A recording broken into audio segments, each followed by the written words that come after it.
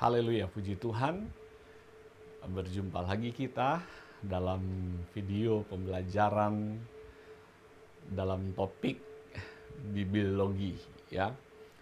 Dalam video saya di topik yang ke-8 kita sudah membicarakan tentang kanon Alkitab Perjanjian Lama. Dan saat ini kita akan masuk kepada kanonisasi Perjanjian Baru.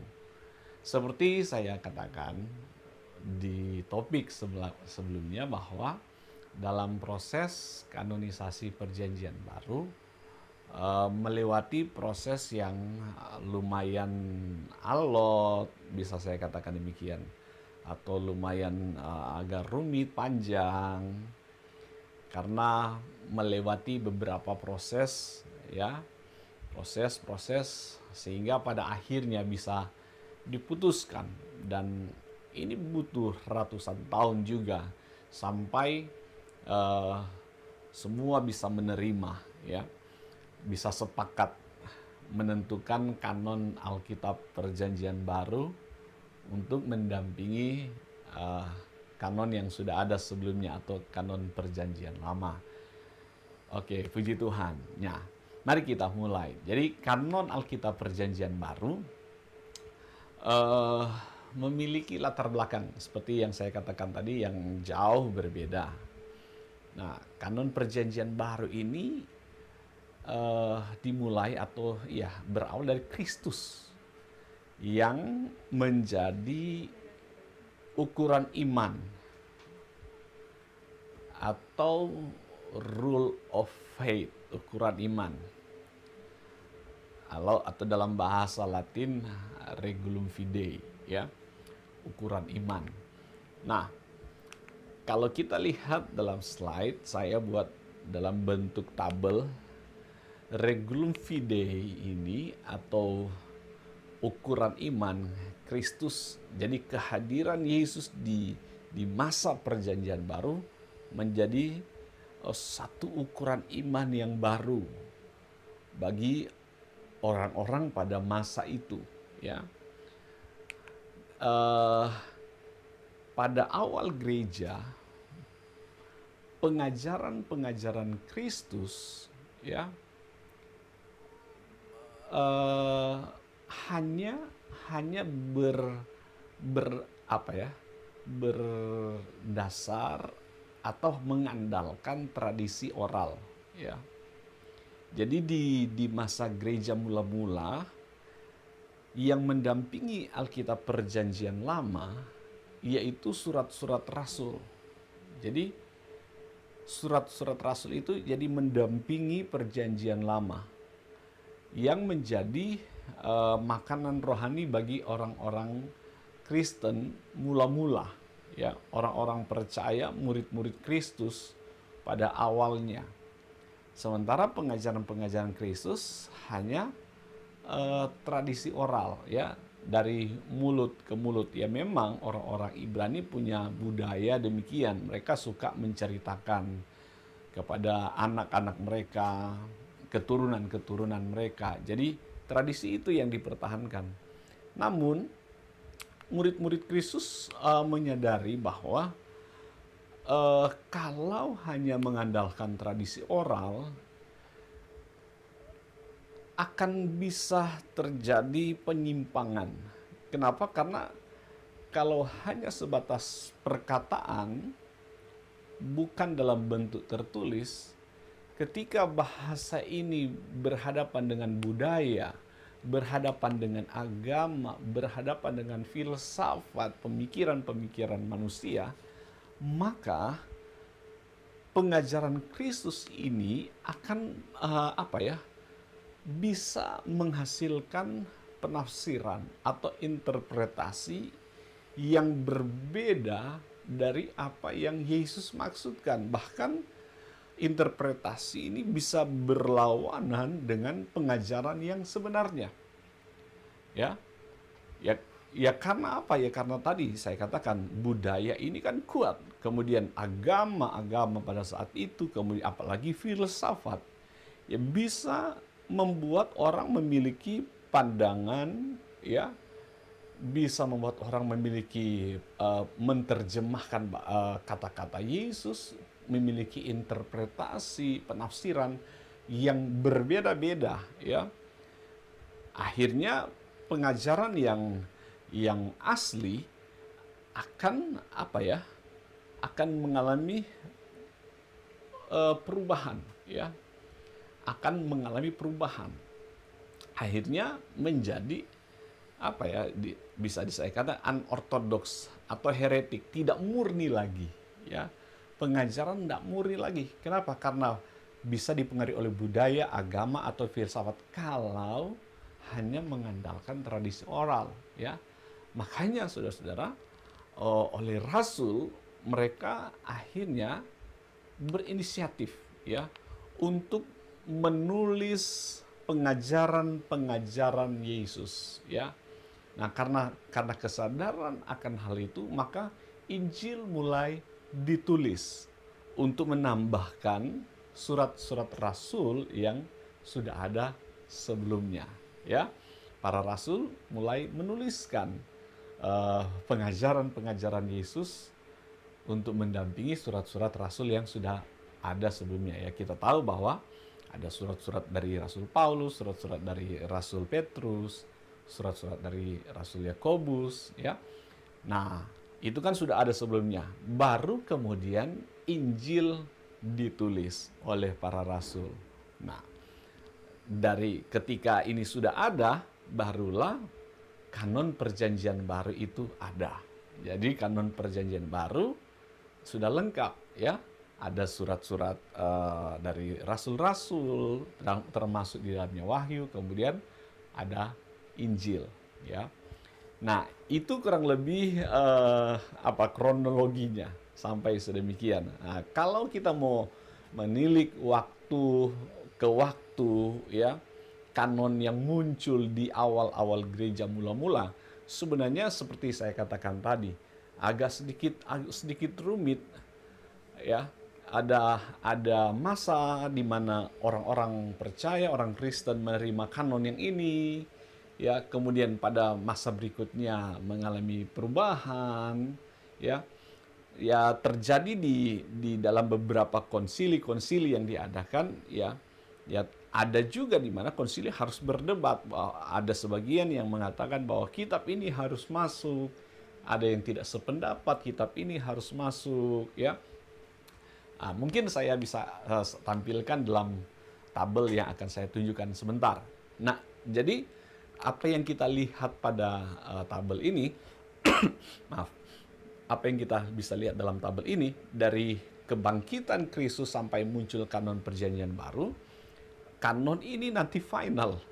Seperti saya katakan, beberapa kali diadakan konsili, menerima menolak, nanti pada tahun 397, ya, kanon perjanjian baru diputuskan di konsili Kartage, ya. Dan yang muncul di konsili itu, daftar kitab-kitab yang muncul di konsili itu, itulah yang kita akui atau kita pegang sampai hari ini, ya. Oke, nah ini mungkin gambaran singkat tentang beberapa kali atau penerimaan tentang kanon-kanon yang pernah terjadi di awal gereja, ya, abad pertama, abad kedua, abad tiga, abad keempat, ya. Bagian-bagian kitab atau kanon-kanon yang pernah ada, yang diakui. Nah, kalau kita lihat dalam tabel ini, sebelumnya ada di abad pertama bagian-bagian yang berbeda dari perjanjian baru ditulis pada masa ini, ya. Dan seterusnya. Kemudian abad kedua kita lihat sudah ada 4 Injil di sana, ada Kisah Rasul, ada surat-surat Paulus dan seterusnya.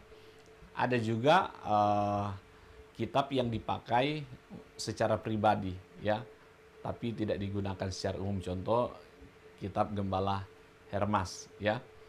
Di tahun 250 Masehi kurang lebih ada juga perjanjian baru yang dipakai oleh Origenes, ya. Dan dari perjanjian baru itu ada yang diperdebatkan. Jadi pernah ada masa juga kanon yang terjadi itu ada perdebatan seperti surat Yakobus, surat 2 Petrus, surat 2-3 Yohanes, surat Yudas, kemudian ada Gembala Hermas, surat Barnabas, ya, itu diperdebatkan. Ya. Abad ketiga juga demikian, masih ada diperdebatkan. Nah, abad ketiga itu perjanjian baru itu yang dipakai oleh Eusebius, ya. Nanti pada Konsili Kartage, ya, pada tahun 397 barulah final, ya. Barulah final. Orang tidak memperdebatkan lagi, namun kitab-kitab yang tidak masuk di dalam kanon tahun 397 itu pada akhirnya diputuskan untuk dikeluarkan dari kanon Alkitab Perjanjian Baru, sehingga tahun 397 itu menjadi tahun yang penting. Kenapa? Karena tahun itulah atau mulai saat itulah kanon Perjanjian Baru itu final, dan sampai hari ini kanon itu yang kita gunakan sampai saat ini untuk mendampingi Alkitab Perjanjian Lama, ya. Puji Tuhan. Nah, para tokoh-tokoh Alkitab, ya, maksud saya pemuka-pemuka gereja, pemuka-pemuka Yahudi zaman itu, dalam menentukan kitab mana yang masuk dalam kanon Perjanjian Baru, memiliki kriteria-kriteria seperti kuasa otoritas dari sebuah buku, ya. Kemudian ada buku yang mempunyai kuasa nubuatan. Yang ketiga, otentiknya sebuah buku, keaslian dari sebuah buku, termasuk penulis dari buku atau surat itu, ya. Nah, kalau kita lihat Perjanjian Baru kan ditulis oleh para rasul. Jadi otentiknya apakah tulisan itu ditulis oleh para rasul atau bukan. Kemudian ada juga keadaan alamiah yang dinamis dari sebuah buku. Ya, kalau kita melihat hal ini, kita lihat bahwa sampai hari ini Alkitab kita tetap mengikuti, ya. Dia tidak kaku. Alkitab kita tidak pernah ketinggalan zaman, ya. Dia ada di setiap zaman, ya. Dan ini betapa luar biasanya firman Tuhan yang Tuhan berikan bagi kita. Dan yang kelima adalah penerimaan dari sebuah buku. Jadi apa yang sudah dikanonkan pada masa itu, apa yang diputuskan bukanlah kitab yang baru muncul pada, misalnya ketika para pemuka-pemuka gereja, ketika mereka menentukan kitab mana yang akan masuk ke dalam kanon Alkitab, maka Alkitab itu sesungguhnya sudah dipakai, ya. Sudah familiar, sudah biasa digunakan dalam ibadah-ibadah, sudah diterima secara umum. Jadi bukan merupakan kitab yang baru mereka temukan atau mereka baru muncul. Wah, ini baru ditemukan, kemudian mereka masuk ke dalam kanon. Tidak, tapi memang Alkitab ini sudah diterima, ya. Makanya ya kalau kita lihat, kalau diputuskan pada tahun 397, ya artinya sudah berapa ratus tahun sebenarnya kitab-kitab ini dipakai, ya.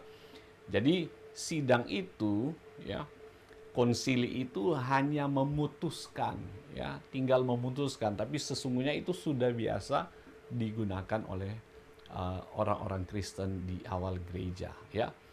Puji Tuhan. Nah, kita bisa simpulkan seperti ini. Kanon Alkitab sebetulnya adalah karya Allah. Kita aminkan, ya. Bukan karya manusia. Sekalipun keputusan itu mereka putuskan, tetapi mereka hanya sekedar mensahkan. Tetapi sebetulnya ini adalah karya Allah, sebagaimana yang saya sampaikan pada video sebelumnya. Jadi Roh Kudus ikut membimbing para rabi Yahudi, para bapak-bapak gereja, umat-umat Kristiani untuk menetapkan standar mana di antara puluhan, ratusan, bahkan ribuan manuskrip yang ada pada masa itu yang beredar di tengah jemaat untuk ditetapkan sebagai firman Allah yang sejati. Kalau bukan karya Roh Kudus, saya yakin sehebat-hebatnya para rabi, para bapak-bapak gereja tidak akan sanggup memutuskan mana yang akan masuk dan ditetapkan sebagai firman Allah. Itu semua adalah karya Roh Kudus. Sebagaimana firman kebenaran ini Allah wahyukan kepada para penulis Alkitab. Sebagaimana firman ini Allah ilhamkan kepada para penulis Alkitab. Oleh kuasa Roh Kudus, oleh oleh unsur ilahi maksud saya, ya. Oleh kehadiran, oleh kedahsyatan kuasa Tuhan. Demikian juga sampai kepada proses pengkanonan ini. Itu bukan karya manusia, tetapi adalah karya Tuhan. Tuhan Yesus memberkati kita. Dan biar kiranya video pembelajaran pada saat ini bisa memberkati, menambah wawasan kita, bahkan semakin memperkuat keyakinan kita bahwa Alkitab itu adalah firman Tuhan. Tuhan Yesus memberkati kita semua. Haleluya.